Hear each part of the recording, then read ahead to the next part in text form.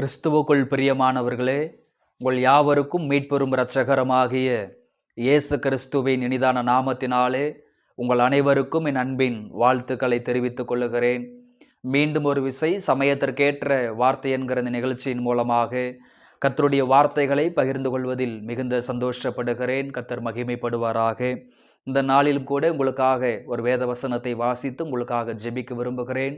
ஆண்டவர் நமக்கு உதவி செய்வாராக. கர்த்தருக்கு ஸ்தோத்திரம். எடுத்துக்கொள்வோம். லேவியராகமம் 26ஆம் அதிகாரம் அதனுடைய 9வது வாக்கியத்தை வாசிப்போம்.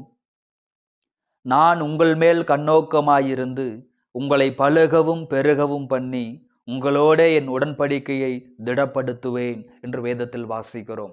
என் கண்பானவர்களே, சமயத்திற்கேற்ற வார்த்தை என்கிற இந்த நிகழ்ச்சியில் இந்த காலை பொழுதிலே உடன்படிக்கையை திடப்படுத்துகிற தேவன், உடன்படிக்கையை திடப்படுத்துவேன் என்று சொல்லி ஆண்டவர் தம்மை வெளிப்படுத்துகிறார்.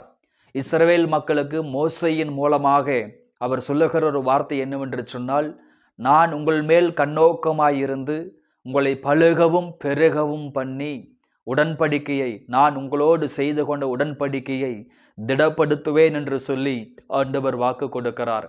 நாம் ஆராதிக்கிற தேவன் எப்படிப்பட்டவர் என்று பார்க்கும் பொழுது, அவர் நம்மோடு செய்து கொண்ட உடன்படிக்கையை, அவர் நமக்கு ஆணையிட்டு கொடுத்த வாக்கு தத்தங்களை, ஆணையிட்டு கொடுத்த சகல வார்த்தைகளையும் திடப்படுத்துவேன் என்று ஆண்டவர் சொல்லுகிறார். அப்போ அருமையான இந்த காலை பொழுதிலே ஆண்டவர் உங்களுக்கு பலவிதமான வாக்கு தத்தங்களை கொடுத்திருக்கலாம், தீர்க்க தரிசனங்களை கொடுத்திருக்கலாம், சொப்பனங்களை தரிசனங்களை கொடுத்திருக்கலாம். பல வருடங்களுக்கு முன்பதாகவே உன்னை கொண்டு இதெல்லாம் செய்வேன் என்று சொல்ல பல வார்த்தைகளை கொடுத்திருக்கலாம். ஆனால் பல நாட்கள் ஆகிவிட்டது, பல வருடங்கள் ஆகிவிட்டது. இதுவரைக்கும் ஆண்டவர் என்னோடு செய்து கொண்ட உடன்படிக்கையை, ஆண்டவர் எனக்கு சொன்ன வார்த்தைகளை நிறைவேற்றவில்லை என்று சொல்லி ஒருவேளை சோர்ந்து போய் இந்த வார்த்தைகளை கேட்டுக்கொண்டிருக்கலாம். ஆண்டவர் சொல்லுகிறார், உன்மேல் கண்ணோக்கமாய் இருக்கிறேன், உன்னை பலுகவும் பெருகவும் பண்ணி உன்னோடு நான் செய்து கொண்ட உடன்படிக்கையை திடப்படுத்துவேன் என்று ஆண்டவர் சொல்லுகிறார். அப்போ ஆண்டவராகிய தேவன் பல காரியங்களை திடப்படுத்துவதாக வேதத்திலே வாசிக்கிறோம். தளர்ந்த முழங்கால்கள், தளர்ந்த கைகளை அவர் திடப்படுத்துகிற தேவன், சபைகளை திடப்படுத்துகிற தேவன், இப்படி பல விதங்களிலே அவர் திடப்படுத்துகிற தேவனாய் இருக்கிறார். ஆனால் லேவியராகமம் 26ஆம் அதிகாரத்திலே அதனுடைய 9வது வாக்கியத்தில் சொல்லுகிறார், நான் உங்களோடு செய்து கொண்ட உடன்படிக்கையை திடப்படுத்துவேன் அப்படின்னு ஆண்டவர் இஸ்ரவேல் மக்களோடு ஒரு வார்த்தையை நினைவுபடுத்துகிறார். அப்போ நீங்களும் நானும் ஆராதிக்கிற தேவன் உடன்படிக்கையை ஸ்தோத்திரம் திடப்படுத்துகிற தேவனாய் இருக்கிறார். வாக்கு தத்தங்களை திடப்படுத்துகிற தேவனாய் இருக்கிறார். தீர்க்க தரிசனங்களை திடப்படுத்துகிற தேவனாய் இருக்கிறார். கர்த்தர் ஸ்தோத்திரம். ஆதியாகமம் 9ஆம் அதிகாரம் 15வது வாக்கியம் சொல்லுகிறது, அவர் உடன்படிக்கையை நினைவு கூறுகிற தேவன். அவர் மறக்கவில்லை. உங்களுக்கு தந்திருக்கிற வாக்கு தத்தங்களே அவர் மறக்கவில்லை. அவர் உங்கள் வாழ்க்கையிலும் உங்கள் குடும்பத்திலும் செய்வேன் என்று சொன்ன எந்த உடன்படிக்கையையும் அவர் மறக்கவில்லை என்று வேதத்தில் வாசிக்கிறோம். அவர் நினைவு கூறுகிறார், உடன்படிக்கை நினைவு கூறுகிற தேவன். ஆதியாகமம் 9:16 வாசிக்கிறோம், உடன்படிக்கையை நோக்கி பார்ப்பேன், நான் உங்களோடு செய்து கொண்ட உடன்படிக்கையை நோக்கி பார்ப்பேன் என்று வேதத்தில் வாசிக்கிறோம். அப்போ என் அன்பானவர்களே, நாம் ஆராதிக்கிற தேவன் நம்மோடு செய்து கொண்ட உடன்படிக்கையை திடப்படுத்துவதாக சொல்லுகிறார். அவர் உங்களுடைய வாழ்க்கையிலே, உங்களுடைய குடும்பத்திலே, உங்களுடைய எதிர்காலத்திலே, உங்களுடைய ஊழியத்திலே அவர் எதையெல்லாம் செய்வேன் என்று வாக்கு தத்தம் செய்தாரோ, உடன்படிக்கை செய்தாரோ, இந்த காலை பொழுதிலே இந்த உடன்படிக்கையை ஆண்டவர் திடப்படுத்த விரும்புகிறார், திடப்படுத்த போகிறார். கர்த்தருக்கு ஸ்தோத்திரம். அப்போ ஆண்டவராகிய தேவன் நம்மோடு செய்து கொண்ட உடன்படிக்கையை அவர் திடப்படுத்துகிற பொழுது என்ன நடக்கிறது என்று சொல்லி ஒரு 3 காரியங்களை பார்ப்போம். அதே லேவியராகமம் 26ஆம் அதிகாரம் அதனுடைய 13வது வாக்கியம் சொல்லுகிறது, நீங்கள் எகிப்தியருக்கு அடிமைகளாயிராதபடிக்கு நான் அவர்கள் தேசத்திலிருந்து உங்களை புறப்பட பண்ணி என்று வேதத்தில் வாசிக்கிறோம்.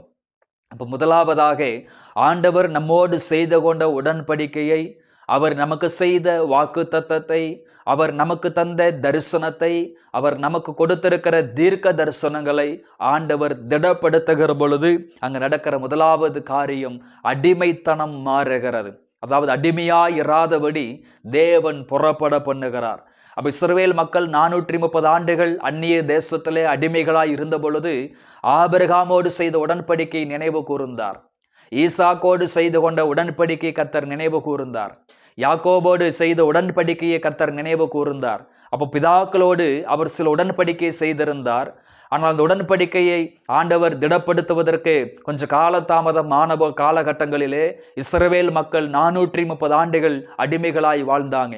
எப்போ ஆபிரகாமோடும் ஈசாக்கோடும் யாக்கோவோடும் தேவன் செய்த வாக்கு தத்தங்களை எல்லாம் ஆண்டவர் நினைவு கூர்ந்தாரோ, அந்த வாக்கு தத்தங்களை, அந்த உடன்படிக்கைகளை ஆண்டவர் நினைவு கூர்ந்தாரோ, திடப்படுத்தினாரோ, அப்பொழுதே மோசே என்கிற ஒரு தேவ மனிதனை ஆண்டவர் எழுப்பி எகிப்து தேசத்திலே அடிமைகளாய் இராதபடி தேவன் அவர்களை புறப்பட பண்ணினார் என்று வேதத்திலே வாசிக்கிறோம்.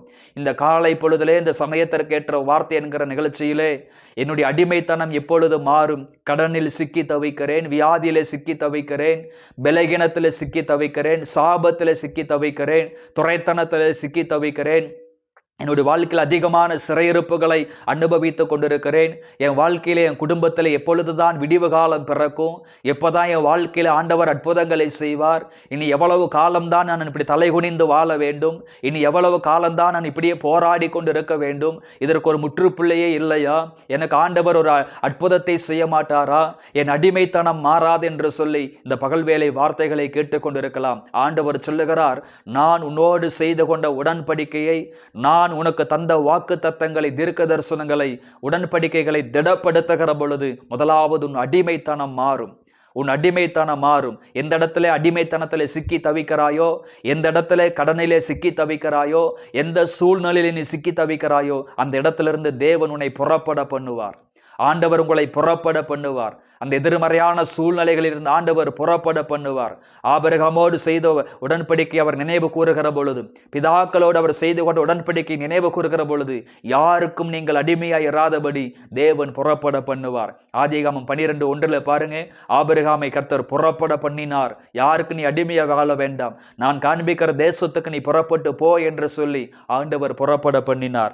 யாத்திரைகாம் 12:41 அதுவரைக்கும் இஸ்ரவேல் மக்கள் அடிமைகளாய் இருந்தாங்க.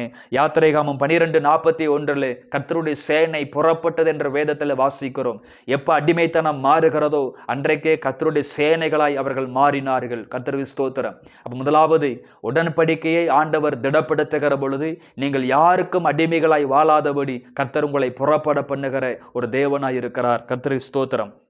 இரண்டாவதாக, நம்முடைய வாழ்க்கையில ஆண்டவர் செய்து கொண்ட உடன்படிக்கையை ஆண்டவர் திடப்படுத்துகிற பொழுது நடக்கிற இரண்டாவது காரியம், லேவியராகமம் 26 அதே 13 வாக்கியத்திலே, உங்கள் நுகத்தடிகளை முறித்து என்று வேதத்திலே வாசிக்கிறோம். அப்போ இரண்டாவதாக, நம்முடைய வாழ்க்கையிலே ஆண்டவர் நமக்கு செய்வதாக சில வாக்கு தத்தங்களை கொடுத்திருப்பார். உன் வாழ்க்கையில் இதை செய்வேன், உன் குடும்பத்தில் இதை செய்வேன், எதிர்காலத்தில் இதை செய்வேன், உன் வேலைக்காக இதை செய்வேன், ஊழியத்திற்காக இதை செய்வேன் என்று ஆண்டவர் நமக்கு சில உடன்படிக்கைகளை கொடுத்திருப்பார். உடன்படிக்கை என்று சொன்னால் ஆணையிட்டு கொடுத்த ஒரு காரியம், அவர் உங்களுக்கு செய்வதாக வாக்கு பண்ணின ஒரு காரியம். அப்போ அந்த வாக்கு தத்தத்தை ஆண்டவர் திடப்படுத்துகிற பொழுது, அந்த உடன்படிக்கையை ஆண்டவர் திடப்படுத்துகிற பொழுது, ஆணையிட்டு கொடுத்ததை திடப்படுத்துகிற பொழுது நடக்கிற இரண்டாவது காரியம், உங்கள் கழுத்தின் மேல் இருக்கிற நுகத்தடிகளை ஆண்டவர் முறித்து போடுகிறார். அப்போ நுகத்தடி என்று சொன்னால், கிராமப்புறத்திலே விவசாயம் செய்வதற்காக ஏறு மாடுகளை பூட்டி உழவோட்டுவாங்க. அப்போ இரண்டு காளைகளுக்கும் நடுவிலே ஒரு கலப்பையை வைப்பதற்காக ஒரு நுகத்தடியை வைத்து அதன் மேல் கலப்பையை வைத்து அங்கே விவசாயத்திற்காக உழவோட்டுவதை நாம் கவனித்திருக்கிறோம். அப்போ அந்த ஏறு மாடுகளின் மீது அந்த நுகத்தடிகள் இருக்கிற பட்சத்தில் அதால் தலை நிமிர்ந்து பார்க்க முடியாது. அதனால் ஒரு சமாதானமான ஒரு வாழ்க்கை, சந்தோஷமான ஒரு வாழ்க்கை வாழ முடியாது. அப்போ அன்றைக்கு மாலை பொழுதிலே அந்த விவசாயியானவன் அந்த கலப்பையை கலற்றி வைத்து அந்த நுகத்தடிகளை கலற்றி வைக்கும் பொழுது, அந்த நுகத்தை இறக்கி கீழே வைக்கும் போதுதான் அந்த மாடுகள் தலை நிமிர்ந்து பார்க்க முடியும். அந்த மாடுகளுக்கு ஒரு சமாதானமான ஒரு வாழ்க்கை, ஒரு நிம்மதியான ஒரு தூக்கம், ஒரு நிம்மதியான ஆகாரத்தை அதனால் புசிக்க முடியும். அப்போ அந்த நுகத்தடி இருக்கிற வரைக்கும் அதனால் ஒரு சமாதானமான ஒரு வாழ்க்கை, தலை நிமிர்ந்து படுகிற ஒரு வாழ்க்கை அதனால் வாழ முடியாது. அப்போ ஆண்டவர் சொல்லுகிறார், உன்னோடு நான் செய்து கொண்ட உடன்படிக்கையை திடப்படுத்துகிற பொழுது நீ நிமிர்ந்து பார்க்க முடியாதபடி உன் கழுத்தின் மேல் வைக்கப்பட்ட நுகத்தடிகள், குடும்பத்தின் மேல் வைக்கப்பட்ட நுகத்தடிகள், எதிர்காலத்தின் மீது வைக்கப்பட்ட நுகத்தடிகள், உன் பிரயாசத்தின் மேல் வைக்கப்பட்ட வைக்கப்பட்ட நுகத்தடிகள், ஊழிய ஸ்தலத்தின் மேல் வைக்கப்பட்ட நுகத்தடிகளை நான் முறித்து போடுவேன் என்று ஆண்டவர் சொல்லுகிறார். அபிஷேகத்தினாலே நுகம் முறிந்து போகும் என்று ஏசாயா புஸ்தகத்தில் வாசிக்கிறோம். கர்த்தருடைய ஆவியானவர் உங்கள் மேல் இறங்குகிற பொழுது, அபிஷேகத்தை நீங்கள் பெற்றுக்கொள்ளுகிற பொழுது, ஆவியானவருடைய அபிஷேகம் உங்கள் மேல் இறங்குகிற பொழுது, உங்கள் வாழ்க்கையில் காணப்படுகிற எல்லா நுகத்தடிகளையும் ஆண்டவர் முறித்து போடுவார். சிறையிருப்புகளை கர்த்தர் மாற்றி போடுவார். அப்போ உடன்படிக்கையை திடப்படுத்துகிற பொழுது முதலாவது நடக்கிற ஒரு காரியம் என்னவென்று சொன்னால்,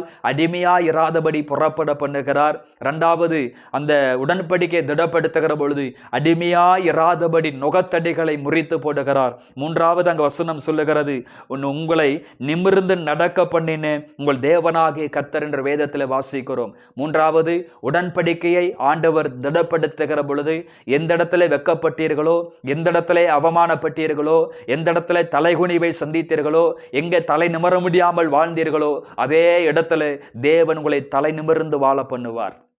அதே சமுதாயத்திலே, அதே கிராமத்திலே, அதே வேலை செய்த இடத்திலே, அதே சொந்த பந்தங்களுக்கு முன்பதாக, அதே நண்பர்களுக்கு முன்பதாக உடன்படிக்கை கர்த்தர் திடப்படுத்துகிற பொழுது அவமானப்பட்ட இடத்திலே, தாழ்த்தப்பட்ட இடத்திலே, ஒடுக்கப்பட்ட இடத்திலே, புறக்கணிக்கப்பட்ட இடத்திலே ஆண்டவர் உங்களை தலை நிமிர பண்ணுவார். ஈசாக்கை துரத்தி விட்டார்கள், துறவுகள் எல்லாம் மூடினார்கள். ஆனால் ஈசாக்கை ஆண்டவர் உடன்படிக்கை திடப்படுத்தி ஈசாக்கை ஆசீர்வதித்த பொழுது எந்த அபிமெலேக்கு துரத்தி விட்டானோ அவனே தேடி வந்து ஈசாக்கோடு உடன்படிக்கை செய்து கொண்டார்கள் என்று வேதத்திலே வாசிக்கிறோம். எனக்கு அன்பான தேவ பிள்ளைகள், இந்த காலை பொழுதிலே ஆண்டவரோடு நீங்கள் செய்து கொண்ட உடன்படிக்கையை புதுப்பித்துக் கொள்ளுங்கள். அந்த உடன்படிக்கையை திடப்படுத்துங்கள். ஆண்டவரும் உங்களோடு செய்து கொண்ட உடன்படிக்கையை ஆண்டவர் திடப்படுத்துவார். திடப்படுத்துகிற பொழுது அடிமைத்தனங்கள் மாறும், நுகத்தடிகள் முறிக்கப்படும். மூன்றாவது, தலை நிமிர்ந்து நடக்க பண்ணுவார். இந்த காலை பொழுதிலே இந்த நிமிஷம் முதற்கொண்டு வைக்கப்பட்ட அதே இடத்துல கர்த்தர் உங்களை தலை நிமிர்ந்து நடக்க பண்ணுவாராக. அதற்கேற்ற கிருபையை கர்த்தர் தருவாராக. முன் செல்வாராக. கோணலானவைகள் எல்லாம் செவையாக்குவாராக. யாவரும் கண்களை மூடி ஜெபிப்போம். எங்களை அளவுக்கு அதிகமாய் நேசிக்கிற எங்கள் அன்பின் பரலோக பிதாவே, ஆசீர்வாதமான இந்த காலை பொழுதற்காக நன்றி அப்பா. அப்பா, எங்கள் வாழ்க்கையிலே நீர் எங்களோடு செய்து கொண்ட உடன்படிக்கையை திடப்படுத்துகிற பொழுது எங்கள் வாழ்க்கையிலே நடக்கிற சில காரியங்களை நாங்கள் சிந்தித்தோம். உடன்படிக்கையை திடப்படுத்துகிற பொழுது அடிமையாய் இராதபடி கர்த்தர்களை புறப்பட பண்ணுகிறீர். அப்போ உடன்படிக்கையை திடப்படுத்துகிற பொழுது அடிமையாய் இராதபடி நுகத்தடிகளை முறித்து போடுகிறீர். அப்போ அதே போல் உடன்படிக்கை திடப்படுத்துகிற பொழுது அப்பா, அடிமைகளாய் வாழாதபடி ஆண்டவரே தலை நிமிர்ந்து நடக்க பண்ணுகிறீரப்பா. இந்த ஆசீர்வாதங்கள், இந்த நன்மைகள், இந்த மேன்மைகள் அப்பா, இந்த வாக்கு தத்தங்கள், இந்த வார்த்தைகளை கேட்டுக்கொண்டிருக்கிறேன் ஒவ்வொரு பிள்ளைகளுடைய சிரசின் மீதும், குடும்பத்தின் மீதும், வேலை ஸ்தலங்கள் மீதும், ஊழிய ஸ்தலங்கள் மீதும் அபிர்த விதமாய் வெளிப்படும்படி நான் மனதார ஜெபிக்கிறேன். கவலை, கலக்கம், சஞ்சலம், பாரங்கள், தவிப்புகள் எல்லா இயேசுவின் நாமத்தில் மாறும்படி ஜெபிக்கிறோம்.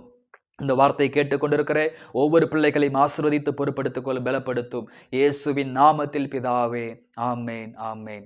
கிறிஸ்துவுக்குள் பிரியமானவர்களே, இந்த வார்த்தைகளின் அடிப்படையிலே ஆண்டவர் உங்களை ஆசீர்வதிப்பாராக.